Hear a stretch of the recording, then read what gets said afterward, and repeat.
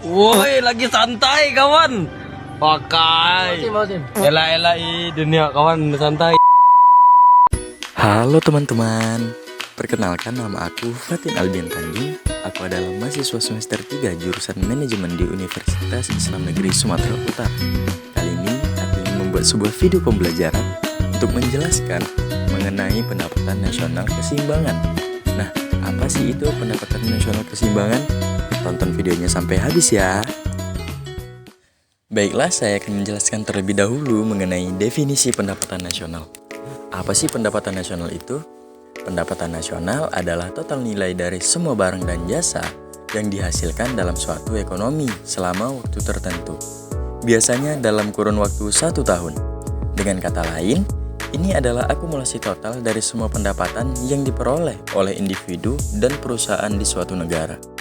Pendapatan nasional juga memiliki beberapa konsep dasar. Yang pertama ialah produk domestik bruto atau PDB. Yang kedua, produk nasional bruto atau disingkat PNB. Yang ketiga, pendapatan nasional atau disingkat PN. Yang keempat, pendapatan per kapita. Yang kelima, produk nasional neto atau PNN. Yang keenam, pendapatan disposable atau disposable income.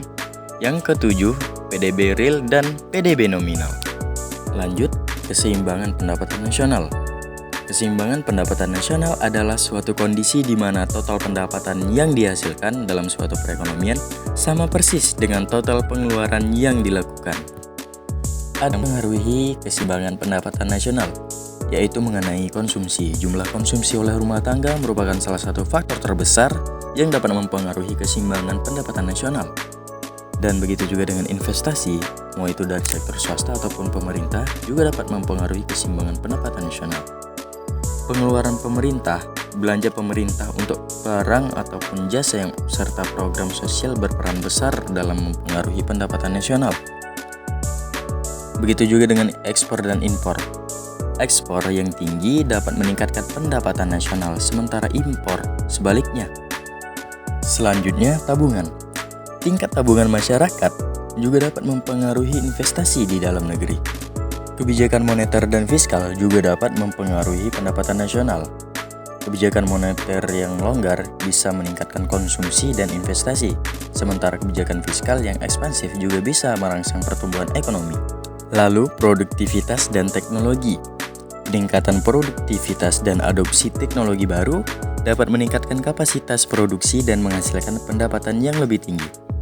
Dan yang terakhir, ekspektasi dan kepercayaan konsumen. Tingkat kepercayaan dan ekspektasi masyarakat terhadap perekonomian mempengaruhi perilaku konsumsi dan investasi. Model matematika keseimbangan pendapatan nasional. Model matematika ini berkaitan dengan cara menganalisis interaksi antar variabel makroekonomi seperti konsumsi, investasi, pengeluaran pemerintah, ekspor, dan impor dalam mencapai keseimbangan pendapatan nasional. Dan poin pertama ialah mengenai perekonomian dua sektor. Perekonomian ini adalah istilah dari sebuah perekonomian yang mengacu pada model sederhana yang mempertimbangkan dua jenis agen ekonomi utama. Selanjutnya, perekonomian tiga sektor. Berbeda dengan perekonomian dua sektor, dalam perekonomian tiga sektor telah memasukkan unsur pemerintah. Dengan adanya pemerintah, maka akan memunculkan dua variabel baru dalam perhitungan pendapatan nasional, yaitu mengenai pajak atau tax dan juga transfer payment atau subsidi. Dan yang terakhir, perekonomian 4 sektor.